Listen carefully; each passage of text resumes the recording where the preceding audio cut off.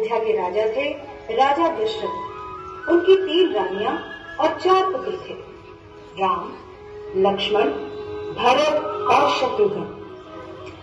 जब राजा दशरथ ने राम को राजा बनाने की घोषणा की तब सभी लोग बहुत खुश हुए, लेकिन रानी कहते खुश नहीं थी।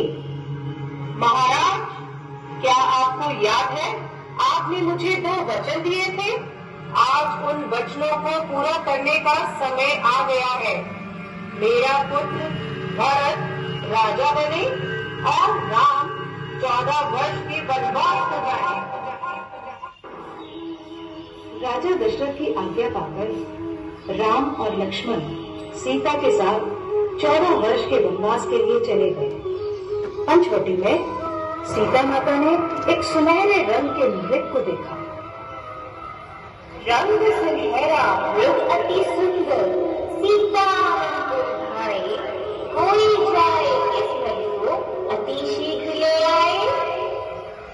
सीता माता की इस बात को सुनकर श्री राम मृग की खोज में जंगल की ओर निकल गए।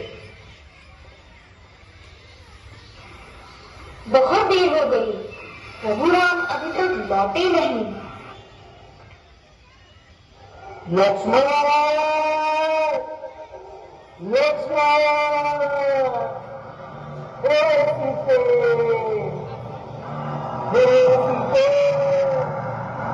लक्ष्मण, लक्ष्मण देखो, प्रभु तुम्हें अपनी सहायता के लिए पुकार रहे हैं।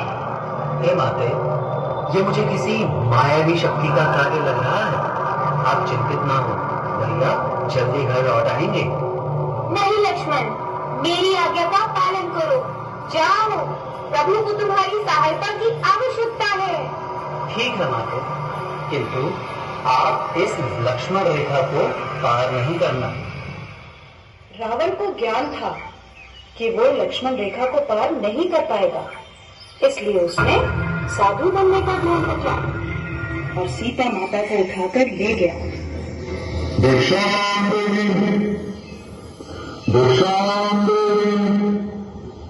हे मुनिवर, भिक्षा स्वीकार कीजिए। हे देवी, ये साधु का इतना घर के द्वार से ही भिक्षा देकर भेजना चाहती है। जाओ, नहीं चाहिए तुम्हारी भिक्षा। नहीं नहीं मुनिवर, रुकिए, मैं आती हूँ।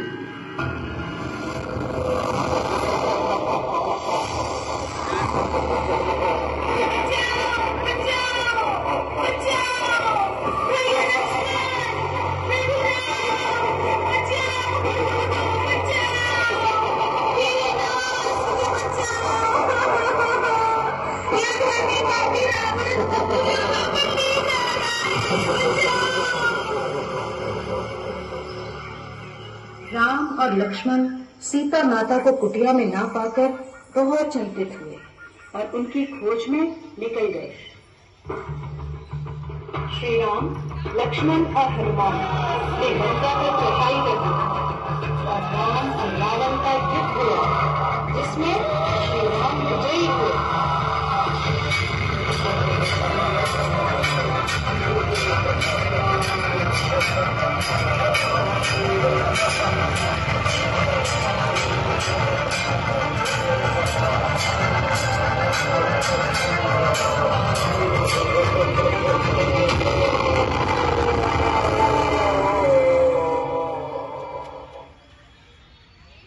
इसलिए इस दिन को विजयदशमी कहा जाता है।